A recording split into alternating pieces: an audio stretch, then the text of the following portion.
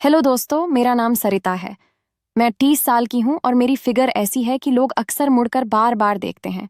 मेरी कमर पतली है और ऊपर नीचे सब कुछ ठीक ठाक है। मैं एक छोटे से गांव में रहती हूँ। मेरी शादी हो चुकी है, लेकिन पति शहर में नौकरी करते हैं तो मैं अकेली ही घर संभालती हूँ। उनकी कमी मुझे बहुत ज्यादा ही महसूस होती है। कभी कभी रातें लंबी लगती हैं और सोचती हूँ कि कोई साथ होता तो कितना अच्छा लगता, वो मेरी रातों को हसीन बनाता। खैर, आज मैं तुम्हें अपनी एक कहानी सुनाने वाली हूं जो मेरी और मेरे भांजे रवि की है। रवि मेरा बहन का बेटा है, 22 साल का जवान लड़का, लंबा चौड़ा और देखने में काफी स्मार्ट। वो कॉलेज में पढ़ता है, लेकिन छुट्टियों में मेरे पास आ जाता है। शुरू करती हूँ। ये बात पिछले साल की है, जब रवि गर्मियों की छुट्टियों में मेरे घर आया। मैंने सोचा, अच्छा है, घर में कोई तो रहेगा, वरना अकेलापन खाता है। रवि ट्रेन से उतरा और सीधा घर आया। मैं दरवाजे पर खड़ी थी, गर्मी की वजह से पसीने से तर थी और मेरी साड़ी थोड़ी चिपक रही थी बदन से। वो आया, मुझे गले लगाया और बोला, मौसी, कितने दिनों बाद मिले। उसकी बाहें मेरे चारों तरफ थीं और मैंने महसूस किया कि वो कितना मजबूत हो गया है और बिल्कुल जवान मर्द जैसा भी। मैंने हंसकर कहा, अरे रवि, तू तो बड़ा हो गया है, अब तो तेरी मौसी को भी संभाल लेगा। वो हंसा, लेकिन उसकी आंखों में कुछ था, जैसे वो मेरी बात समझ पा रहा हो कि मैं क्या कहना चाह रही हूं। मैंने सोचा, चलो, घर में माहौल अच्छा बनेगा। पहले दिन हम दोनों ने साथ में खाना बनाया। मैं रसोई में थी, आटा गूंथ रही थी। गर्मी ज्यादा थी, इसलिए मुझे गर्मी लग रही थी। रवि आया और बोला, मौसी, मदद करूं? मैंने कहा, हाँ, आजा, सब्जी काट। वो मेरे पास खड़ा हो गया, इतना करीब कि उसकी सांसें मेरी गर्दन पर लग रही थीं। मैंने आटा गूंथते हुए कहा, रवि, तू कितना बड़ा हो गया है, अब तो लड़कियां लाइन लगाती होंगी तेरे पीछे। वो हंसकर बोला, मौसी, लड़कियां तो हैं, लेकिन कोई तेरी जैसी नहीं, तू तो हमेशा से स्पेशल है। उसकी बात में कुछ नरमी थी, जैसे वो शरारत कर रहा हो। मैंने सोचा, ये लड़का क्या कह रहा है, लेकिन मैंने मजाक में कहा, अरे, मौसी को मत छेड़, वरना पकड़ लूंगी। वो बोला, पकड़ तो लो, देखें क्या होता है। हम दोनों हंसे, लेकिन मेरे मन में एक अजीब सी हलचल हुई। रसोई में वो सब्जी काट रहा था और मैं रोटी बेल रही थी। अचानक मेरी कोहनी उसके कंधों से टकराई और मैंने कहा, सॉरी रवि, जगह कम है। वो बोला, कोई बात नहीं मौसी, मैं तो तेरे पास ही रहना चाहता हूं। उसकी आवाज में कुछ था जो मुझे सोचने पर मजबूर कर रहा था। खाना खाने के बाद हम छत पर बैठे। शाम हो रही थी, हवा चल रही थी। मैंने कहा, रवि, तू कॉलेज में क्या क्या करता है, कोई गर्लफ्रेंड है? वो शर्माकर बोला, मौसी, है एक, लेकिन वो दूर रहती है। तू बता, अंकल कब आते हैं? मैंने आह भरी, वो तो महीने में एक बार। घर सूना लगता है, और खासकर रात में।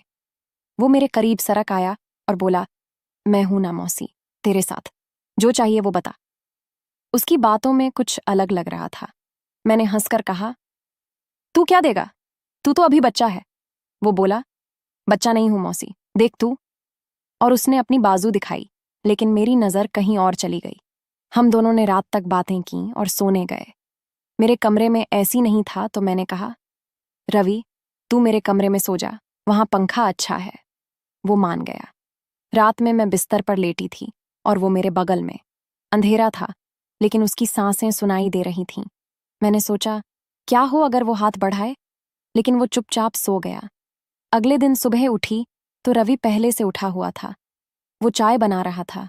मैंने कहा, वाह रवि, तू तो बड़ा काम का है। वो बोला, मौसी, तेरे लिए कुछ भी। हमने साथ में नाश्ता किया। फिर मैंने कहा, चल, आज गांव की सैर करें। लेकिन हम घर से बाहर नहीं निकले, क्योंकि मैंने सोचा घर में ही समय बिताएं। मैं कपड़े धो रही थी और रवि बाहर आंगन में खड़ा था। मैं बाल्टी में कपड़े डाल रही थी और पानी छलक रहा था। मेरी साड़ी भीग गई थोड़ी और वो देख रहा था। मैंने कहा, क्या देख रहा है रवि? वो बोला, कुछ नहीं मौसी, तू कितनी मेहनती है, मैं मदद करूं? वो आया और कपड़े निचोड़ने लगा। उसकी उंगलियां मेरी उंगलियों से छू रही थीं। मैंने कहा, रवि, तू कितना केयरिंग है, तेरी बीवी खुश रहेगी। वो बोला, मौसी, बीवी से पहले तू है। उसकी बातें मुझे गुदगुदा रही थीं। दोपहर में हम दोनों ने साथ में टीवी देखा। कोई प्यार की फिल्म चल रही थी। हीरो हीरोइन प्यार कर रहे थे और मैंने कहा, देख रवि, कितना प्यार है इनमें। वो बोला, हाँ मौसी, लेकिन असली प्यार तो फैमिली में होता है, जैसे हमारा। लेकिन उसकी आंखें टीवी से ज्यादा मुझे देख रही थीं। शाम को मैंने कहा, रवि, आज मैं तुझे मालिश करूं? तू थक गया होगा ट्रेन से। वो बोला, हाँ मौसी, करना। वो बोला, मौसी, तेरे हाथ कितने नरम हैं, और कर। मैंने मालिश की और वो आहें भर रहा था। मेरे मन में विचार आया कि ये कितना क्लोज हो रहा है, लेकिन मैंने खुद को रोका। रात में फिर साथ सोए। इस बार वो थोड़ा करीब लेटा। मैंने कहा, रवि, जगह बना। वो बोला, मौसी, ठंड लग रही है। गर्मी का मौसम था, लेकिन मैं चुप रही। रात भर मैं सोचती रही कि क्या हो रहा है। तीसरे दिन हमने घर की सफाई की। मैं झाड़ू लगा रही थी और रवि पोछा कर रहा था। मैं नीचे झुकी थी और वो पीछे से आया। मैंने कहा, अरे सावधान रवि। वो बोला, सॉरी मौसी, लेकिन तू कितनी फ्लेक्सिबल है। मैं हंसी, लेकिन अंदर से गर्मी महसूस हुई। दोपहर में मैंने कहा, चल रवि, हम कुछ गेम खेलें। हम लूडो खेलने लगे। हर बार वो जीत रहा था और बोला, मौसी, अगर मैं जीता तो तू क्या देगी? मैंने कहा, जो तू कहे। वो बोला, एक चॉकलेट। मैंने हाँ कहा और वो जीता। उसने मुझे अपनी माँ की तरह गले लगाया, लंबे समय तक। मैंने कहा, बस रवि। लेकिन वो बोला, मौसी, कितना अच्छा लगता है। शाम को हम बालकनी में बैठे। मैंने अपनी जिंदगी की बातें बताईं, कैसे शादी के बाद अकेलापन है। वो बोला, मौसी, मैं हूं ना, तेरे हर दुख में। उसने मेरा हाथ पकड़ा। मैंने छुड़ाया नहीं। रात में सोते समय वो बोला, मौसी, एक कहानी सुना। मैंने सुनी और वो मेरे कंधे पर सर रखकर सुन रहा था। चौथे दिन सुबह रवि ने कहा, मौसी, आज मैं तुझे ब्रेकफास्ट बना कर दूंगा। वो रसोई में गया और मैं देख रही थी। वो अंडे फोड़ रहा था और मैंने कहा, रवि, तू कितना स्किल्ड है। वो बोला, मौसी, तेरे लिए सीखा है। हमने साथ खाया और फिर मैंने कहा, चल घर के पीछे वाले बगीचे में जाएं। वहां फूल तोड़ रहे थे। मैं एक फूल तोड़ रही थी और कांटा चुभ गया। रवि ने मेरा हाथ पकड़ा। मैंने कहा, रवि, क्या कर रहा है? वो बोला, दर्द कम होगा मौसी। लेकिन मैंने कहा, ठीक है। दोपहर में हम किताब पढ़ रहे थे। मैं एक नॉवेल पढ़ रही थी और रवि ने पूछा, क्या पढ़ रही हो? मैंने कहा, प्यार की कहानी। वो बोला, मुझे पढ़कर सुना। मैंने पढ़ा और वो सुनते हुए मेरे करीब आ गया।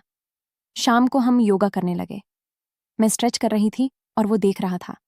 मैंने कहा, तू भी कर। वो मेरे पीछे खड़ा हो गया और मेरी मदद करने के लिए। मैंने महसूस किया उसका स्पर्श।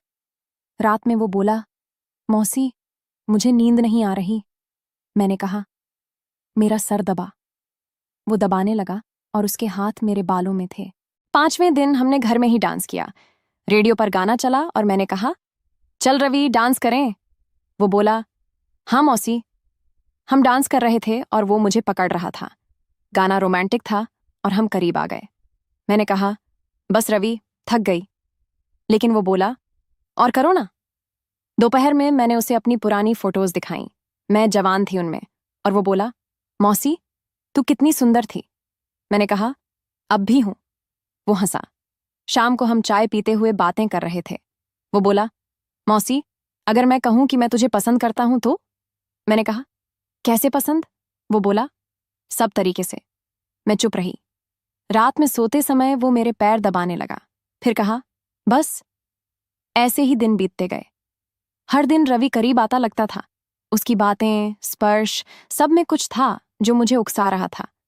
मैं सोचती कि क्या हो अगर हम लाइन क्रॉस कर दें। लेकिन मैं मौसी हूं, वो भांजा। फिर भी माहौल गर्म होता जा रहा था।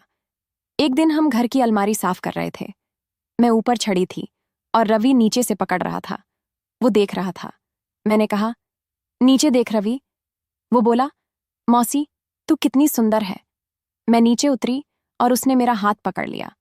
हम दोनों एक दूसरे की आंखों में देख रहे थे। लगा जैसे कुछ होने वाला है। लेकिन तभी दरवाजे पर दस्तक हुई। पड़ोसी आया था। दूसरे दिन रवि ने कहा, मौसी, आज मैं तुझे सरप्राइज दूंगा। वो बाजार से कुछ लाया, लेकिन मैंने नहीं देखा। शाम को वो बोला, आंख बंद कर। मैंने की और उसने मेरे गले में नेकलेस डाला। मैंने कहा, ये क्या रवि? वो बोला, तेरे लिए। मैं खुश हुई और उसे गले लगाया। उस रात वो बोला, मौसी, मैं तुझे कभी अकेला नहीं छोड़ूंगा। मैंने कहा, तू मेरा भांजा है, हमेशा साथ रहेगा। लेकिन उसकी आंखों में कुछ और था। धीरे धीरे छुट्टियां खत्म होने लगीं। रवि उदास लग रहा था। एक शाम वो बोला, मौसी, मुझे तेरे बिना अच्छा नहीं लगेगा। मैंने कहा, मैं भी। वो मेरे करीब आया और बोला, क्या हम कुछ स्पेशल कर सकते हैं? मैंने पूछा, क्या? वो चुप रहा। रात में वो मेरे बगल में लेटा और हाथ मेरे कंधे पर रखा। मैं सिहर गई, लेकिन हटाया नहीं। सोचती रही कि क्या होने वाला है। आखिरी दिन रवि ने कहा, मौसी, मुझे कुछ बताना है। मैं डर गई। वो बोला, मैं तुझे बहुत प्यार करता हूं, लेकिन जैसे मौसी को। लेकिन मैंने देखा कि तू अकेली है, तो मैंने सोचा तेरे लिए कुछ करूं। मैंने कहा, क्या? वो बोला, मैंने तेरे लिए एक लड़का देखा है, मेरा दोस्त, वो तुझे खुश रखेगा। मैंने ये सब इसलिए किया ताकि तू समझे कि प्यार क्या है और अकेलापन दूर हो। मैं तेरे भांजे से ज्यादा कुछ नहीं। मैं स्तब्ध रह गई। वो बोला, मैं जानता था कि तू सोचेगी कुछ और, लेकिन मैं बस तेरी मदद करना चाहता था। मैं रो पड़ी। उसने मुझे समझाया कि असली प्यार ये था। रवि गया, लेकिन अब मैं खुश हूं। उसने मुझे सिखाया कि परिवार का बंधन कितना मजबूत है। और हाँ, अब मैं उस दोस्त से मिली और जिंदगी बदल गई। उसके बाद रवि ट्रेन पकड़कर चला गया। मैं रोती रही, लेकिन उसके बताए उस दोस्त राहुल से मिलने का मन बनाया।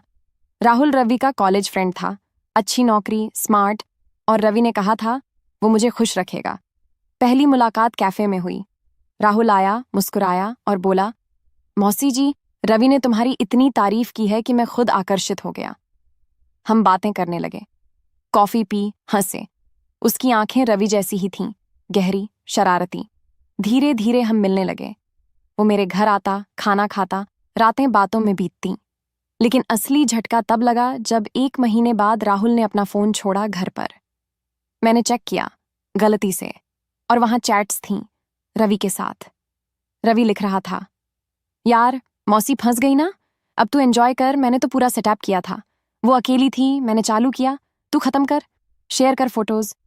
और राहुल, ब्रो, थैंक्स, वो कमाल की है, तेरी मौसी नहीं, हमारी अब। मैं स्तब्ध रह गई। रवि का वो परिवार का बंधन वाला ड्रामा, सब झूठ। वो शुरू से प्लान कर रहा था।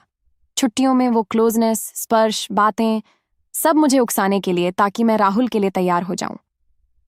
और वो नेकलेस राहुल ने ही चुना था। रवि कभी मौसी का केयरिंग भांजा नहीं था।